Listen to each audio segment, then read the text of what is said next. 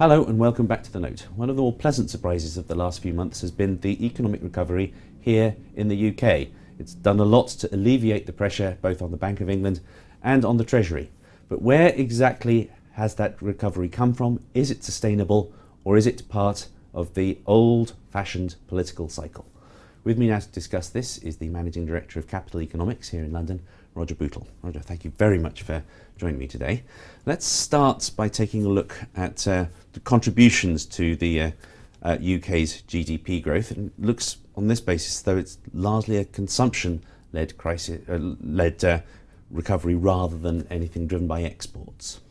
That's what this chart is designed to show, the various components of GDP growth: consumption, government, stocks, fixed investment and net exports. And of course, given that most people, ourselves at Capital Economics included, thought and hoped that the economy would rebalance, and indeed that it needed to, I think the chart's actually quite shocking. I mean, the government itself has talked about rebalancing, but actually you see that the largest contributor to recovery has been from consumption. Government's contributed something. Stock's always a very difficult number to be sure about. It's a residual factor. But fixed investment quite weak. The real shocker though is that net exports, this one here, far from contributing to growth, actually subtracted from it.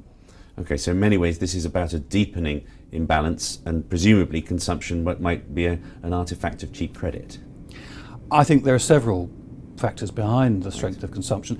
Of course, it's difficult because although the shape of the recovery is not what we'd ideally want, I think after the last few years that we've had, pretty grim, almost any sort of recovery is to be welcomed. I mean, it's great that the recovery is there, even though it's driven largely by consumption. And I guess the hope must be that even a consumption-driven recovery initially then leads on to other sorts of growth. You get corporate investment picking up. So this number here could end up being a lot bigger. But of course, this thing, net exports, is largely outside our control. It depends upon what happens to demand elsewhere in the world. Okay, let's take a look in a bit more detail at external balances. This is the UK current account balance as a proportion of GDP, and it appears to be further into the red at any point since this chart starts in 1990. What's driving this? Well, I think this is a deeply depressing chart, I have to say. Now again, these are numbers that I don't think anyone should go to the stake over. I mean, they're pretty dodgy figures, they're subject to considerable revision, and they're quite erratic, as you can see from the chart. However, the trend over the last couple of years is pretty clear. It's for the deficit actually to get bigger. And the reason for this really is that our major markets on the continent in particular remain very weak. And as we've seen from the recent GDP numbers, our economy by contrast is now growing quite fast, and that means it's sucking in imports in the usual way, and exports aren't growing very fast. Okay, now let's take a look at perhaps the most controversial element of economic policy at the moment. The government decided to start stimulating the housing market last year. Is that a cynical pre-election manoeuvre? Is this a sustainable way to rebuild the economy? Plainly, it does look as though housing remains overvalued. Well, I think it is a cynical pre-election manoeuvre. The government had very little room for manoeuvre, and it couldn't help, as it were, hope for much stimulus from monetary policy. Okay, possibility at one point of more QE, but it hadn't exactly delivered an awful lot. And traditionally, we've seen UK recoveries accompanied by strong housing market, strong consumption. So it was tempting, and they succumbed to the temptation.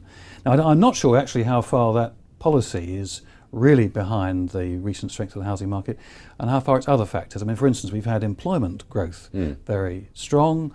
We've had the economy generally seeming better and people being more confident about the future. And of course, we've had the continuation of very low interest rates. But put that lot together, you then get the feeling, which has been quite noticeable, I think, over the last several months, that this market is going up and up and up and up. And if we don't jump on the bandwagon now, we'll never be able to afford to get in or on. Which is a classic speculative excess. Absolutely classic. And I've lived through several of these in my lifetime and career, and it's always the same. I think that marks a very dangerous point where people think they've simply got to get in, or if not themselves, they've got to get their little Jimmy or Sarah on the housing market ladder, or they'll never be able to afford to buy property. So, I mean, we've not so long since we were proclaiming the end of boom and bust. It sounds as though what you're saying is that we're really back in a classic UK cycle of stop-go economics leading up to an election. Does that mean that we have to fear yet another bust afterwards? Is that a reasonable fear?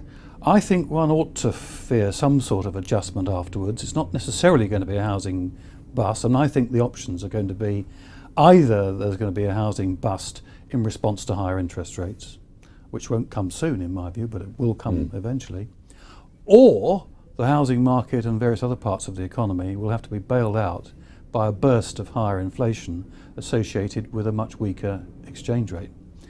And that would then float off the housing market, but of course it would also cause various other problems. Okay, Roger, thank you very much indeed for joining me today.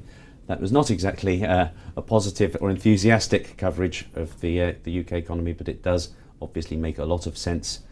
Even if the recovery continues, perhaps it would be good to take a little concern over the level of sterling at present.